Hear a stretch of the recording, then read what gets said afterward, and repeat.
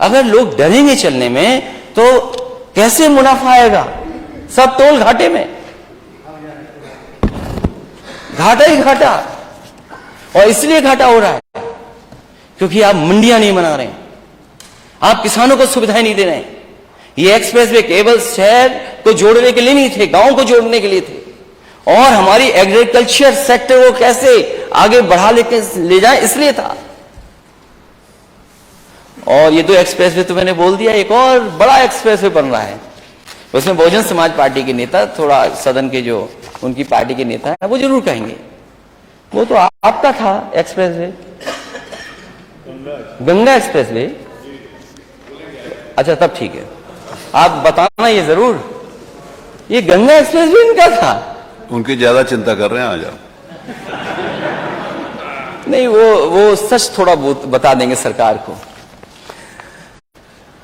जो गंगा एक्सप्रेसवे बनाने वाले थे वो नंबर 2 से लुढ़क करके जाने कहां पहुंच गए हैं, और कितना नीचे जाएंगे कोई नहीं जानता। जो नंबर 2 पे थे, वैसे 2 नंबर ही अच्छा शब्द नहीं माना जाता है, जो 2 नंबर पे थे वो कहां पहुंच गए? अब कैसे ऊपर आओगे आप? और दोस्त की पहचान तो तभी होती है जब बुरा वक्त होता है। बोलो, दोस्त के साथ खड़े होगे कि नहीं खड़े होगे आप लोग? दोस्त की पहचान तभी तो होगी बुरे वक्त पर।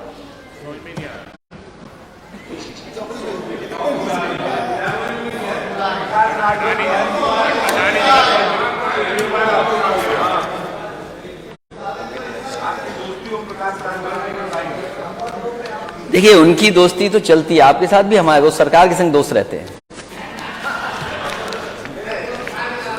तो अब अध्यक्ष महोदय, दोस्त की तभी तो पहचान होगी बुरे वक्त पर। मैं तो नेता सदन से कहूंगा, अपने दोस्तों को बुरे वक्त पे मत छोड़ना। सुना है कुछ मीटर का मामला भी छिन गया था। अब गंगा एक्सप्रेसवे कैसे बनेगा? शाहजहांपुर कैसे पहुंचेंगे आप? कैसे पहुंचेंगे शाहजहांपुर आप? कैसे पहुंचेंगे आप?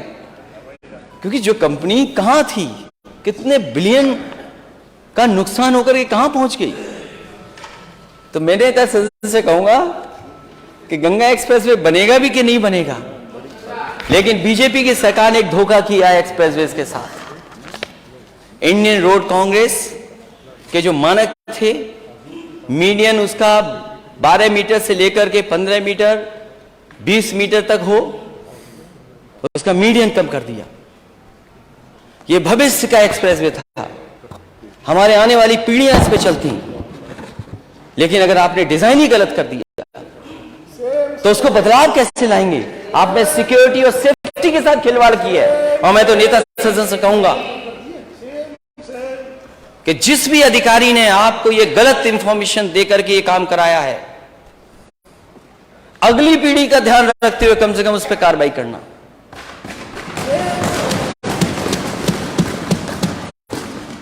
और फिर आपको दिल्ली वाले पैसा क्यों नहीं दे रहे हैं एक्सप्रेसवे के लिए? अभी दिल्ली से मुंबई एक्सप्रेसवे हो रहा है, मैंने पिछली बार भी सदन में कहा था, फिर कहता हूं बात को। यूपी की जनता ने दिल्ली में बीजेपी की सरकार बनाई, देश के प्रधानमंत्री यहां के, लेकिन एक्सप्रेसवे के लिए पैसा क्यों नहीं मिल रहा दिल्ली से और स्टेटों को क्यों मिल रहा है? 1 लाख करोड़ का दिल्ली से मुंबई एक्सप्रेसवे, लेकिन आपके स्टेट के लिए एक भी एक्सप्रेसवे के लिए पैसा नहीं। और जब आपके लिए पैसा नहीं तो आप भी नहीं दे पाएंगे पैसा। वित्त मंत्री जी, आप ही मांग लो, अगर नेता सदन नहीं मांग रहे हैं तो पैसा लाइए आप। और यूपी को जोड़ ही नहीं रहे उससे। यूपी नहीं जुड़ा है देश के सबसे बड़े एक्सप्रेसवे से, कम से कम यूपी को जुड़वाइए आप।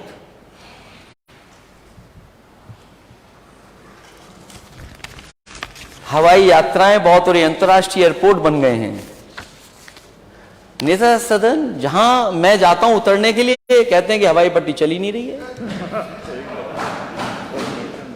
अध्यक्ष महोदय, मैं अनुमति लेते लेते थक गया आजमगढ़ के हवाई पट्टी पे उतरने के लिए, मैं उतर ही नहीं पाया। हवाई जहाज से ये नेताजी ने बनवाई थी, उसके बाद एक्सपेंशन हमने किया और 5 साल से नहीं चालू हो रहा क्योंकि वो एयरपोर्ट की सूची में है। ये बात मैं इसलिए कह रहा हूं, सब कुछ बन गया वहां, आप जाना चाहेंगे कि आप नहीं उतर सकते।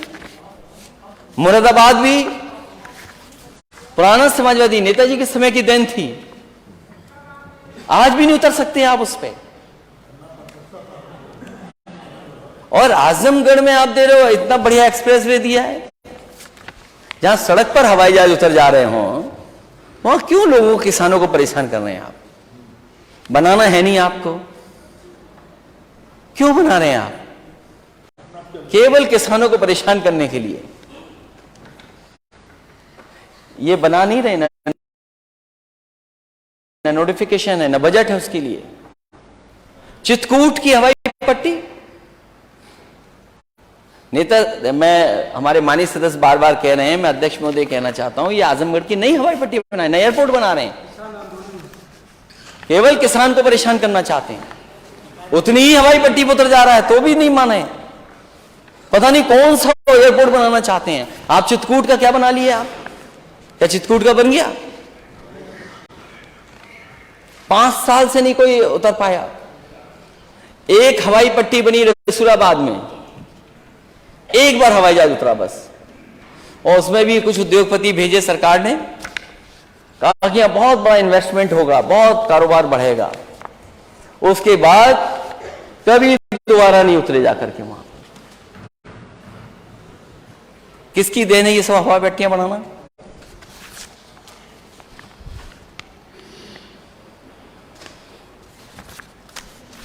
और आप तो अंतर्राष्ट्रीय एयरपोर्ट, दूसरे एयरपोर्ट के बारे में भी, जेवर बहुजन समाज पार्टी, जेवर भी आपका था, एनओसी समाजवादियों ने दिलाई। समाजवादी पार्टी की सरकार में हम दूसरी चाहते थे, एक और एनओसी मिल जाए हिरनगांव में, लेकिन बीजेपी की सरकार दिल्ली में थी, उन्होंने एनओसी नहीं लेने दिया, हमें एनओसी नहीं लेने दिया, दिया ही नहीं एनओसी। आपने भेदभाव किया उस समय। अगर भेदभाव न किया होता तो एक और आगरा को एयरपोर्ट बन गया होता, मिल गया होता। कानून व्यवस्था पर zero tolerance,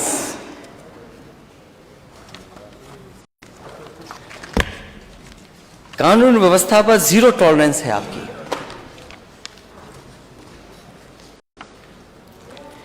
ease of doing business तो कितनी है, लेकिन ease of doing crime Uttar Pradesh में लगातार बढ़ रहा है।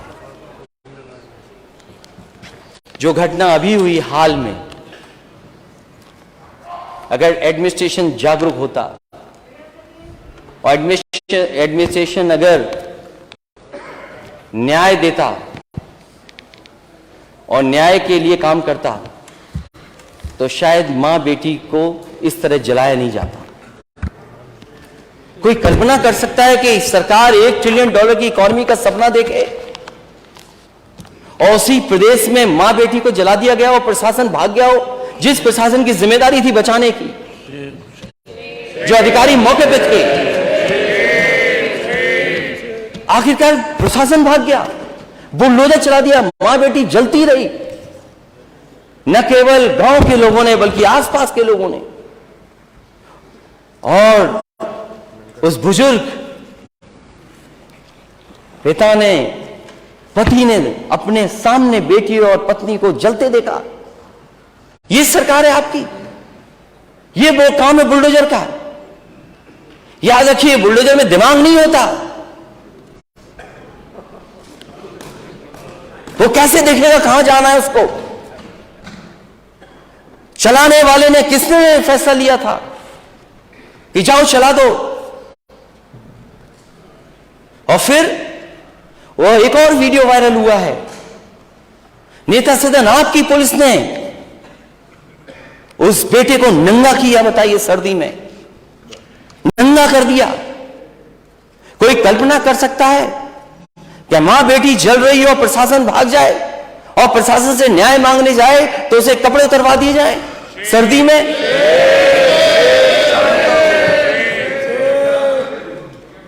कोई कल्पना कर सकता है इस बात को लेकर के? अगर हम दुनिया में जाएं, और आज का जमाना पुराने जमाने से अलग है, एक एक घटना, एक एक चीज जो यहां हो रही है दुनिया के हर कोने में देखी जा सकती है, पहुंचाई जा सकती है। हम आप कितना भी मैनिपुलेट करें, लेकिन आज के समय पर नेता सदन सच्चाई को नहीं छिपा सकते।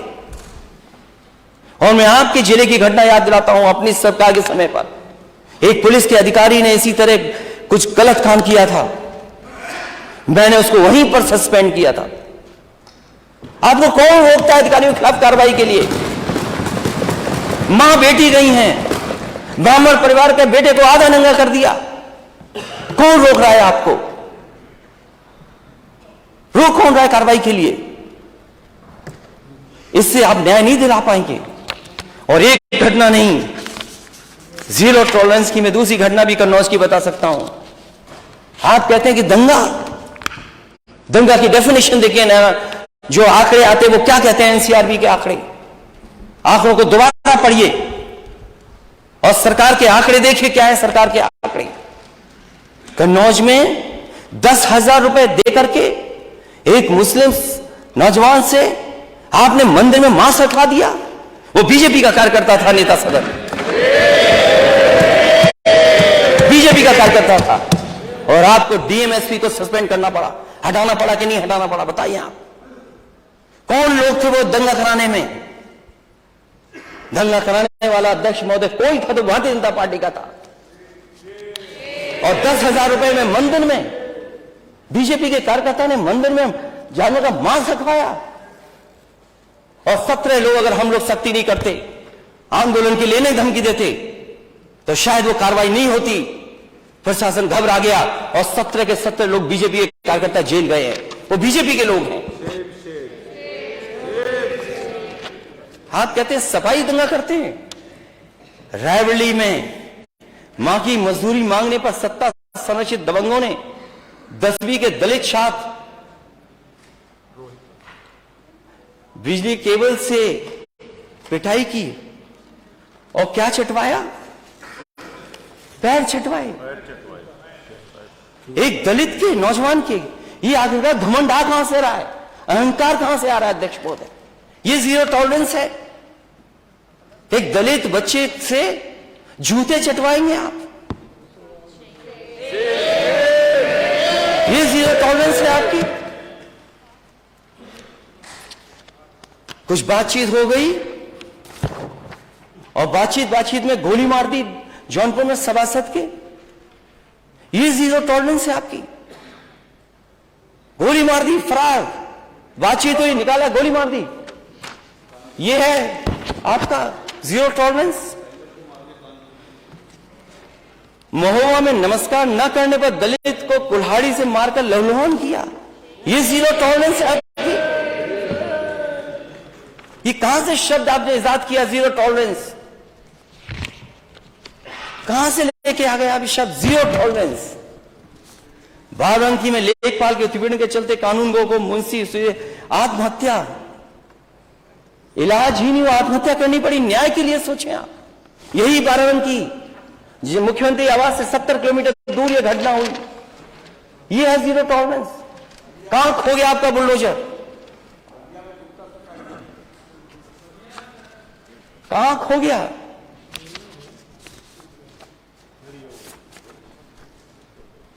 और बलिया में मैं गया था, उस व्यापारी परिवार से मिला था मैं। कौन लोग हैं सूदखोरी कर रहे हैं वहां पर? करोड़ों की मार्केट वैल्यू जमीन, करोड़ों की मार्केट वैल्यू की जमीन वो ले ली। उसके बाद भी संतुष्ट नहीं हुए, वो धमकाते रहे और लाइव उसने आत्महत्या कर ली, लाइव। इससे ज्यादा दुखद क्या है? और नेता सदन आप जानकारी करिए, क्या बीजेपी के लोग उसमें शामिल हैं कि नहीं हैं? अगर जीरो टॉलरेंस है तो बीजेपी के नेताओं को आप जेल भेजेंगे कि नहीं भेजेंगे? और बीजेपी के कार्यकर्ता नेता जो कर रहे हैं, आजमगढ़ में इंद्रपाल मौर्य संग अपहरण कर हत्या पति पत्नी, ये जीरो टॉलरेंस है आपकी। और कानपुर में अध्यक्ष महोदय, आपको जानकारी होगी कस्टोडियल डेथ की, बलवंत सिंह की, क्यों पुलिस ने मार दिया उसको? ये सैसवान में पुलिस अगस्त 6 फरवरी को कोतवाली परिषद में खुद को पेट्रोल डालकर, ये जीरो टॉलरेंस है, वो भी जान चली गई उसकी सैसवान में। बलवंत सिंह,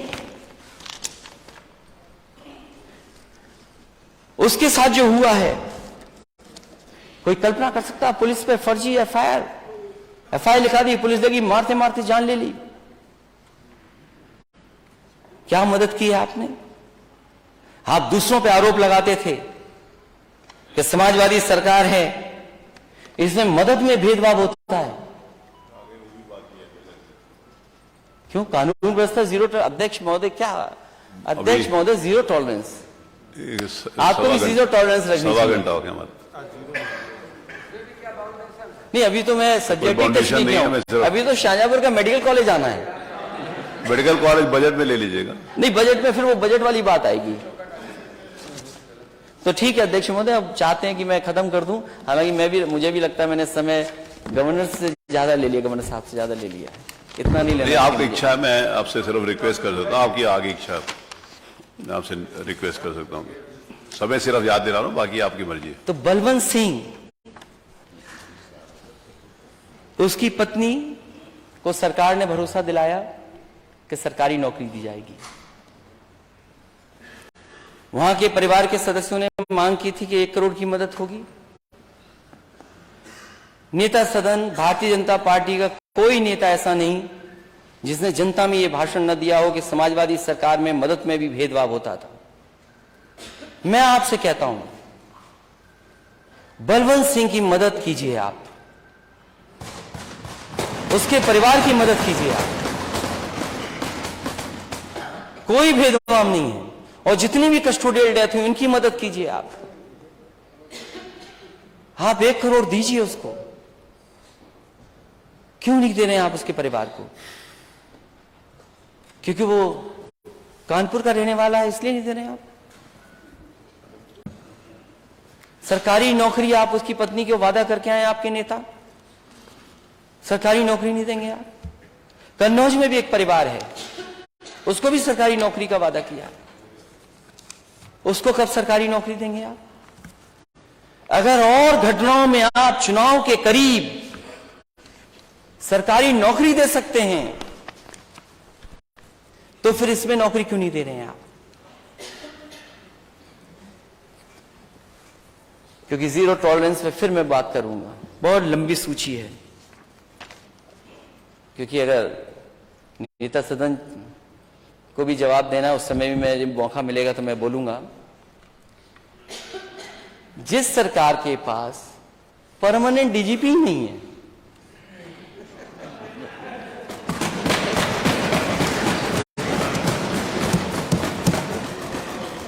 हम विपक्ष को टॉलरेट कर लेंगे थोड़ी देर के लिए। मैं नेता सदन से जानना चाहता हूं कि आप डीजीपी परमानेंट क्यों नहीं बनवा पा रहे हैं? क्या वजह है? क्योंकि वो वोटर हमारे हैं, क्योंकि वोट वो मुझे देते हैं जिताने के लिए, इसलिए?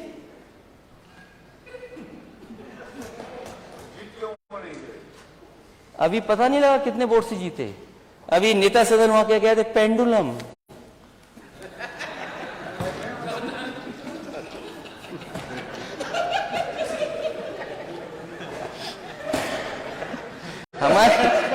हमारे नेता सदन फिजिक्स भी जानते हैं।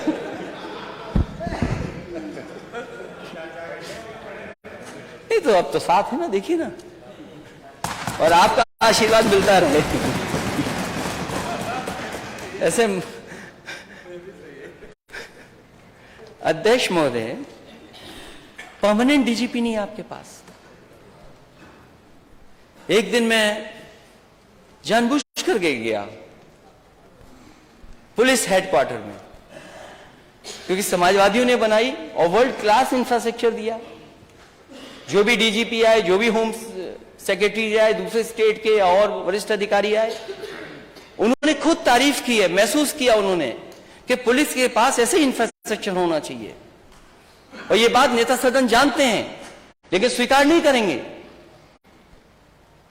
मैं जब गया हुआ, दिन के 12 बजे तक पूरी पुलिस सो रही थी। मैं अंदर बैठा, कोई अधिकारी नहीं वहां पर। सोचिए, पुलिस हेडक्वार्टर में कोई अधिकारी ना हो, इससे बड़ा दुर्भाग्य क्या हो सकता है। जो स्टेट जीरो टॉलरेंस है आपकी, और वो भी टेम्परेरी डीजीपी, टेम्परेरी, जिसका नाम नहीं लिखा जाएगा। मैं आपको अपने तरफ से सुझाव देता हूं।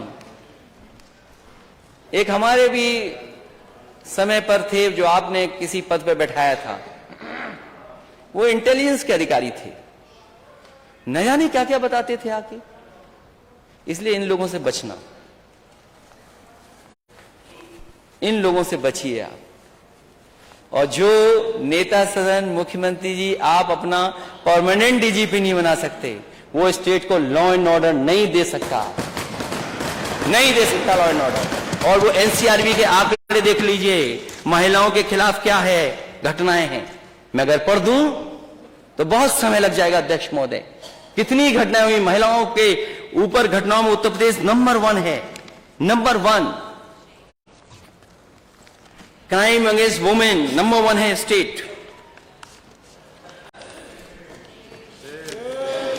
और ये कोई आंकड़े हमारे नहीं हैं, ये हमारे आंकड़े नहीं हैं, एनसीआरबी के आंकड़े जो आप आंकड़े देते हैं। आप स्टेट कहां खड़ा है, कहां खड़ा है स्टेट, ये एनसीआरबी के आंकड़े हैं। यूपी सबसे आगे, नंबर 1 है यूपी, महिलाओं के ऊपर अन्याय अत्याचार होने पर नंबर 1 है, नंबर 1। और घटनाओं में, रेप में नंबर 3 पर है। यूपी में 3 साल में दर्ज क्राइम नंबर 1 है। हम लोग कहां खड़े हैं, हम लोग महिला अपराध में। यूपी में रोज 153 महिलाओं से होती हिंसा, रेप, छेड़खानी, पिटाई। एनसीआरबी के आंकड़े बता रहे हैं, ये हम नहीं बता रहे हैं। और ये एनसीआरबी के वही आंकड़े हैं जो आपकी तरफ से जाते हैं, कोई विपक्ष नहीं भेजता ये आंकड़े। और एनसीआरबी के आंकड़े देख करके आपको खुद दुख होता होगा। और जिस सरकार के पास टेम्परेरी डीजीपी हो, परमानेंट नहीं है डीजीपी, हमारी सरकार होती, समाजवादियों की सरकार होती थी, तो गवर्नर हाउस से हर दिन नोटिस आता था, प्रेस में बात कही जाती थी। माननीय गवर्नर कुछ नहीं कह रहे, अब तो कुछ नहीं कहा जा रहा है। गवर्नर के ऊपर आपके विधानसभा में गवर्नर के ऊपर कोई अच्छा नहीं कहेंगे, इंगित करके नहीं कहा जा सकता। मैं अब नहीं वो शब्द वापस लेता हूं, गवर्नर पे कहा हो। लेकिन उस समय राज वहां से आवाज आती थी, बगल से विधानसभा की से, अब आवाज ही नहीं आती। और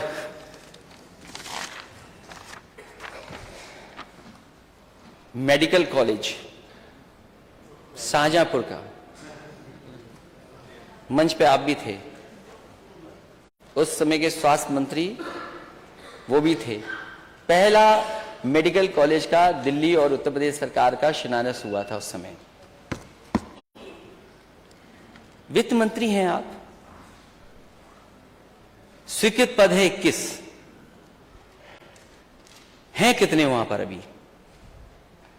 असिस्टेंट प्रोफेसर स्वीकृत पद कितने हैं कहां, कितने हैं वहां पर? एडिशनल प्रोफेसर स्वीकृत पद कितने हैं कितने वहां पर? Junior resident, tutor, PG, non PG, स्वीकृत पद 72, और हैं कितने? 60। प्रोफेसर 21, हैं कितने? 9। असिस्टेंट प्रोफेसर 31, हैं कितने? 6। एडिशनल प्रोफेसर 33, हैं कितने? सीनियर रेजिडेंट 36, 18 हैं। अगर वित्त मंत्री के अपने क्षेत्र में ये हालत है मेडिकल कॉलेज की, जहां एमआरआई और मशीनें नहीं उपलब्ध, बजट क्या पर्याप्त है, तो सोचो प्रदेश के और मेडिकल कॉलेजों का हाल क्या होगा।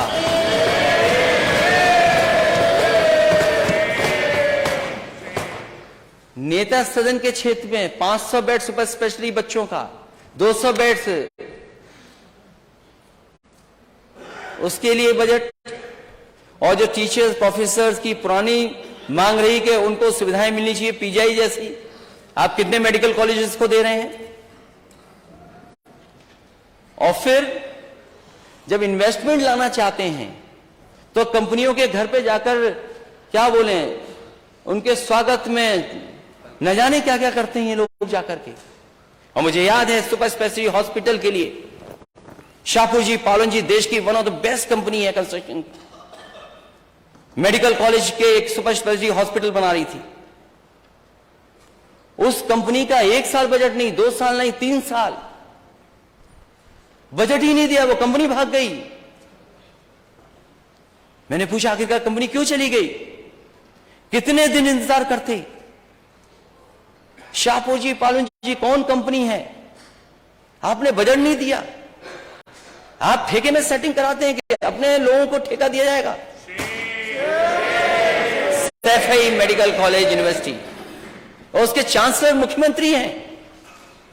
मुख्यमंत्री जी अपनी यूनिवर्सिटी, अपना चांसलर बनने के लिए जल्दी बन गई यूनिवर्सिटी। बलिया की पूर्व प्रधानमंत्री चंद्रशेखर जी के नाम पर यूनिवर्सिटी क्यों नहीं बन रही है, उसको बजट क्यों नहीं दिया आपने। पूर्व प्रधानमंत्री अटल बिहारी वाजपेयी जी की यूनिवर्सिटी, मेडिकल यूनिवर्सिटी यहीं बननी थी, अभी भी हो सकता है लोहिया इंस्टीट्यूट के किस फ्लोर पर चल रही हो यूनिवर्सिटी, वो क्यों नहीं दिया आपने। आपके बगल में कैंसर इंस्टीट्यूट बना है, यहां जितने माननीय सदस्य बैठे हैं ये कभी ना कभी हर दिन या क्षेत्र में जाते होंगे, महसूस करते होंगे कि कैंसर बीमारी किस तरीके से फैल रही है। हालांकि मैं अपने मंत्री हमारे साथ रहे, मैं बोला नहीं उनसे। कल पॉल्यूशन की बात आई तो हमारे वो डॉक्टर हैं, वो बोले पॉल्यूशन से होता ही नहीं है कैंसर। अब उनकी स्टडी होगी किस तरीके से कैंसर फैल रहा है, और आप नेता सदन खुद दस्तखत करते होंगे न जाने कितनों की मदद के लिए। बताओ कैंसर बीमारी में सबसे ज्यादा पैसे आप दे रहे हैं कि नहीं दे रहे हैं। और यहां जो कैंसर इंस्टीट्यूट बनी थी उस पर नाम तो आपने बदल दिया, हमें कोई शिकायत नहीं उस पर। कल्याण सिंह जी के नाम पर बनाई आपने यूनिवर्सिटी, वो कैंसर इंस्टीट्यूट कर दिया, लेकिन क्यों उसके लिए आज तक कोई पैसा नहीं दे रहे हैं आप, बजट क्यों नहीं दे रहे हैं आप। कैंसर इंस्टीट्यूट के लिए नहीं, कोई मान्य सदस्य जितने बैठे हैं वो लोग उनके क्षेत्र में है कैंसर से पीड़ित का नहीं है। कहां जाते हैं इलाज के लिए, सोचिए। मुंबई जाते हैं इलाज के लिए, दिल्ली जाते हैं इलाज के लिए, और ये ऐसी बीमारी है, गंभीर बीमारी है कि पता नहीं किसको ले जाए और कब आ जाए, कौन गरीब को आ जाए, किसको आ जाए। ये हमारे मंत्रियों की गलती नहीं है, ये काम करना चाहते हैं मंत्री हमारे, डिप्टी सीएम काम करना चाहते हैं, लेकिन बजट ही नहीं देते ये लोग। नेता सदन बजट क्यों नहीं दे रहे हैं आप। और मैं इसलिए कह रहा हूं ये बात, रसूलाबाद का एक बार मैंने वीडियो लगा दिया, फोटो तस्वीर लगा दी, मंत्री जी ने 1 घंटे में सब साफ करा दिया, सफाई हो गई, वहां सब कुछ हो गया। वो तो काम करना चाहते हैं, लेकिन बजट क्यों नहीं दे रहे हैं ये लोग। मेडिकल कॉलेज की स्थिति क्या है, आज गरीब इलाज नहीं करा पा रहा है, ऑपरेशन नहीं करा पा रहा है। पीजीआई की खबर आपने पढ़ी होगी, जीरो टॉलरेंस क्यों नहीं है आपका मेडिकल के क्षेत्र में। 4 दिन भटकती रही महिला, बाद में जान चली गई। आपने जो वेंटिलेटर्स दिए, वेंटिलेटर्स नहीं है, सब कूड़ा करकट हो गया है। क्या कैपेसिटी बिल्डिंग कर रहे हैं आप $500 ट्रिलियन की इकोनॉमी का सपना देख रहे हैं, मेडिकल व्यवस्था ध्वस्त है आपकी, किसी गरीब को इलाज नहीं मिल सकता।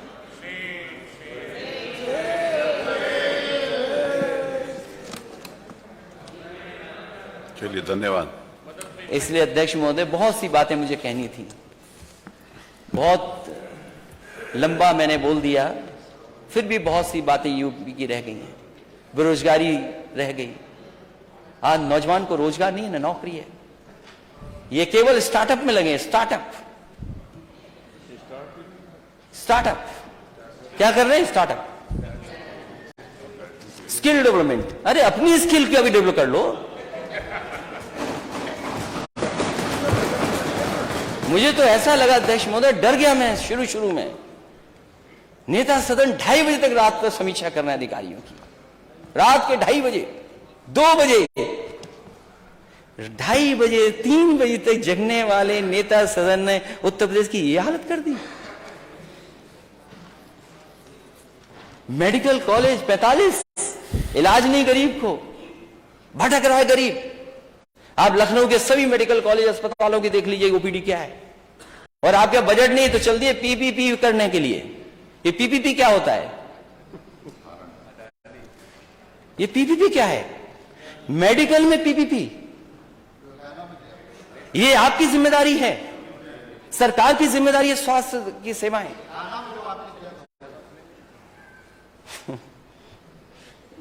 नेता सदन, मैं आपके खेल के बारे में नहीं कुछ बोलना चाहता। देखिए एक आना याद आ रहा उनको, फिर हो जाए मैच एक दिन एक आना में ही क्रिकेट का। नेता सदन देखें कितने टप्पे के बाद बॉल पे बैट मारते हैं। और मैं आपको बता दूं, नेता सदन जितनी बॉल फेंकोगे उतने छक्के मारूंगा मैं। इसलिए मुझे विश्वास है कि यदि श्री राज्यपाल महोदय भाजपा रचित पुस्तक को पढ़ने की बजाय अपने स्वयं के उद्गारों को व्यक्त करती तो वह अवश्य तथ्यात्मक भाषण होता और वे जानकारी हितकारी सिद्ध होता। लेकिन क्योंकि सरकार ने जो कट और पेश किया वही गवर्नर बोल के सदन में गए हैं। मैं समझता हूं जो हम लोगों ने सुझाव दिए हैं और विपक्ष के लोगों ने जो सुझाव दिए उनको शामिल कर दिया जाए। मैं अध्यक्ष जी का बहुत बहुत धन्यवाद देना चाहता हूं।